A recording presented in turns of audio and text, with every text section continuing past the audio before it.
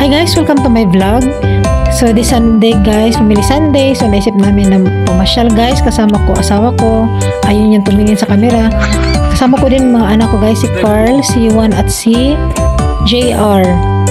Ayan, ito yung asawa ko, ayan na. Lumingan na. Kaya masaya na kids. At dito naman tayo guys. Ayan, papunta na kami doon. Lumiko na kami guys.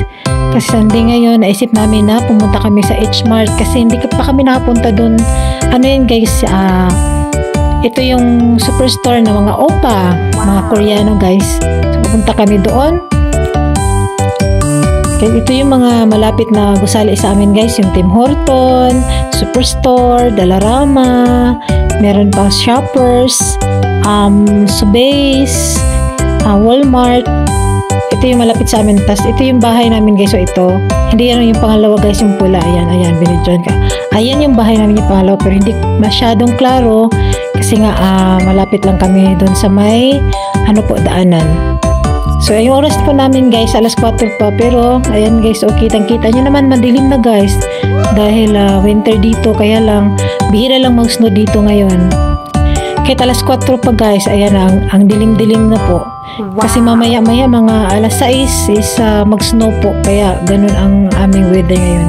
So yun guys, tumating na kami dito guys. Malapit na po kami. Lumiko na kami dito. Ito yung garage. Tapos sa katabi niya Dollarama guys. Ito yung Dollarama guys. Mura lang po yung mga bilihin dyan.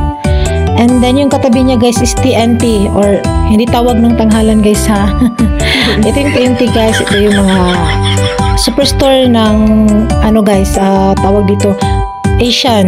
Lahat ng mga Asian na pagkain andito guys, Filipino, Chinese, kahit ano guys, marami dito guys. Pupunta kayo dito sa guys, TNT. Pero hindi kami pupunta dyan, papasok pala. Doon kami sa katabi guys, doon sa H-Mart. Ayan. Doon kami guys kasi first time namin papasok doon sa superstore guys ng H-Mart. Pupunta kami dyan sa mga opa. Ayan. So, liliko na kami dito, guys. Hanap kami ng aming mapaparkingan. Malaki pala dito, guys. First time kong makapasok dito sa loob. Lagi akong dumadaan dito, lalo pupunta kami dito sa Jollibee. Kasi katabi lang dyan yung Jollibee. Tsaka yung yung TNT. Pero ngayon lang po kami pupunta dito, papasok sa loob. Kasi try namin dito na mamili ngayon.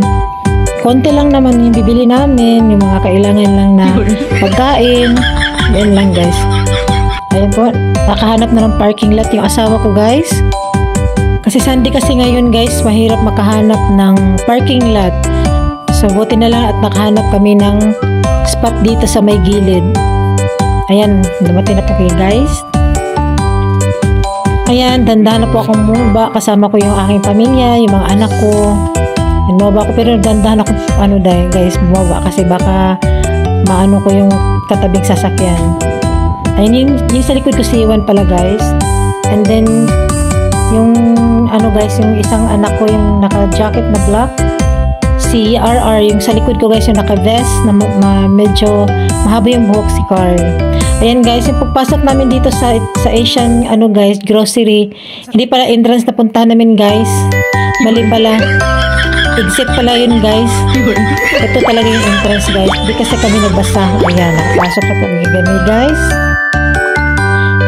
Entrance pala guys. Ang dami ng pagkain dito. Yung mga samyang, yung favorite ng mga Koreano guys. Yung mga pagkain nila. Maraming prutas din dito guys. Ayan. Kikita ko dito maraming prutas.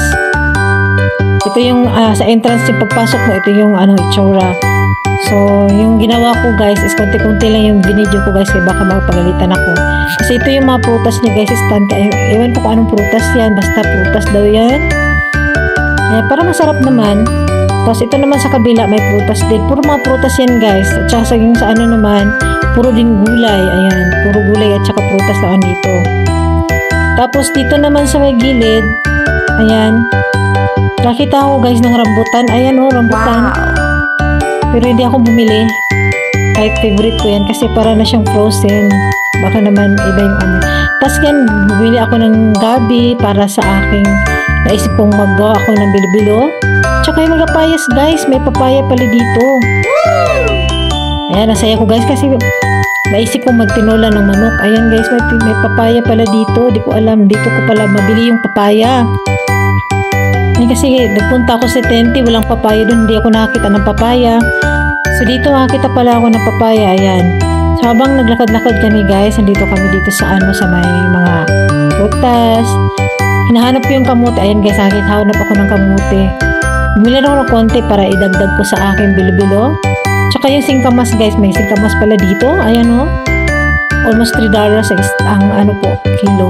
Tsaka may din sila dito, yung bilis. Ayan o, diba? Pero mabilisan yung video ko guys kasi baka paglilitan ako guys. At dito naman banda guys, ito yan, ang laki ng mga shell. Ayan guys, oh, nasa ice po siya. Ayan guys, oh, ang dami. Parang na, lang ako. Ito yung wet market, diba, nila. Ayan ang wet market nila guys, ang ganda, oh.